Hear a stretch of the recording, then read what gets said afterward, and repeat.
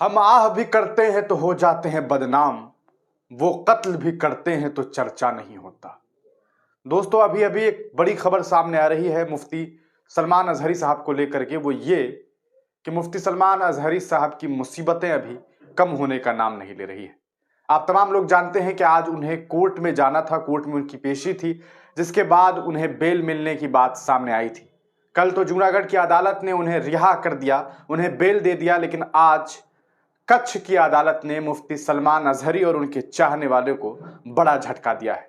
आप तमाम लोगों को बता दें दोस्तों कि मुफ्ती सलमान अजहरी साहब को आज बेल नहीं मिला है। और सबसे बड़ी बात जो सामने आ रही है वो ये कि आने वाले 3 दिनों तक मुफ्ती साहब पुलिस कस्टडी में रहेंगे।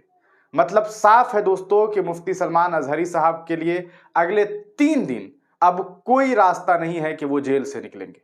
लेकिन सवाल ये उठता है कि आखिर उनके साथ ऐसा क्यों हुआ है।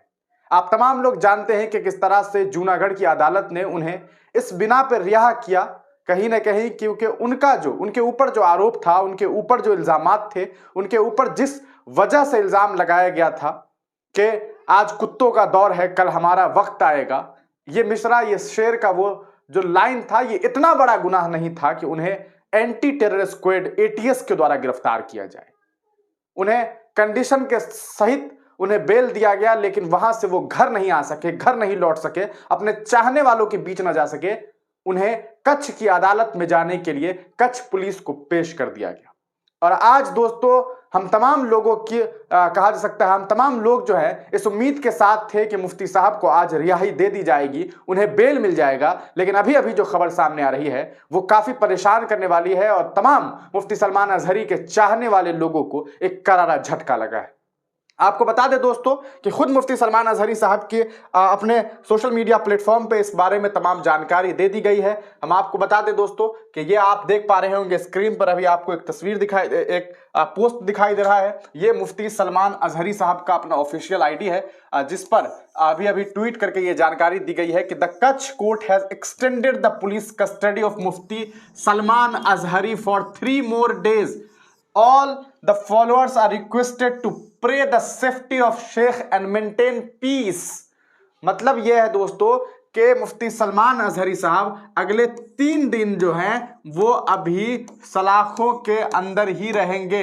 सलाखों के अंदर ही अभी मुफ्ती साहब अगले 3 दिनों तक रहेंगे। उनसे पुलिस कस्टडी में पूछताछ होगी और इसके बारे में मुफ्ती सलमान अजहरी साहब के ऑफिशियल आईडी से यह जानकारी दे दी गई है। दोस्तों आपको बता दें कि मुफ्ती सलमान अजहरी साहब के जो एडमिन हैं उन्होंने ये बात कही है कि जो भी उनके चाहने वाले हैं उनसे गुजारिश है कि वो मुफ्ती साहब के लिए, शेख साहब के लिए, उनके लिए दुआएं मांगे कि अल्लाह उनके लिए आसानी फरमाए, उनके लिए आसान का मामला अता करे। दूसरी बात जो कही गई है वो मेंटेन पीस, शांति बनाए रखें। दोस्तों आप तमाम लोग शांतिपूर्ण तरीके से विरोध प्रदर्शन करिए, आपको जिस तरह से विरोध करना है, लेकिन वो संवैधानिक तरीका होना चाहिए। क्योंकि आपको बता दूं दोस्तों कि जूनागढ़ में, जी हां, जूनागढ़ में जब यही मामला सामने आया, आपने देखा कि किस तरह से पुलिस थाने के बाहर लोगों का जो है लाखों की तादाद में जमावड़ा लग गया, जिसकी हजारों की तादाद में, लाखों नहीं हजारों की तादाद में जो है जमावड़ा लगा, जिसके बाद ये देखा गया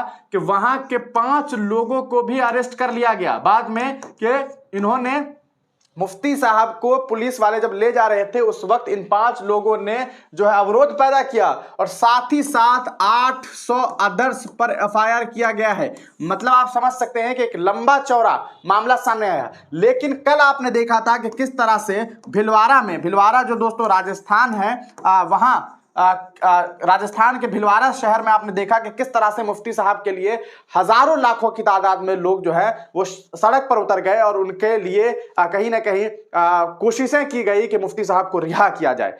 तो लेकिन इसका कोई खास फायदा अभी दिखने को नहीं मिल रहा है। मुफ्ती साहब के लिए जो खबर आ रही है वो ये कि उन्हें 3 दिन और जेल में रहना होगा, उन्हें पुलिस कस्टडी में रहना होगा। और जो दूसरी बात है दोस्तों, जो अहम बात है वो ये कि अब देखना ये है, चूंकि अगले 3 दिन की बात है, तो फ्राइडे की जो बात हो रही थी, जुमा से पहले अगर इन्हें रिहा नहीं किया जाएगा तो मुश्किलें बढ़ सकती है। देश में बहुत सारे लोग जो हैं वो मुफ्ती साहब के जो चाहने वाले लोग हैं वो सड़कों पर आंदोलन करने के लिए तैयार हैं। तो अगला अगले 3 दिनों में देश में क्या कुछ होता है और क्या कुछ जानकारी हमें प्राप्त मिलती है मुफ्ती साहब को लेकर के, हम तमाम खबरें आप तक पहुंचाते रहेंगे। हमने आपको पिछले वीडियो में बताया था कि किस तरह से मुफ्ती साहब को एटीएस ने गिरफ्तार किया है, जो कि एक एंटी टेरर स्क्वाड होता है जिसका काम होता है टेररिज्म पे कहीं ना कहीं ध्यान देना। लेकिन मुफ्ती साहब को भाषण की वजह से गिरफ्तार किया गया एटीएस के द्वारा, और अब एटीएस ये कह रही है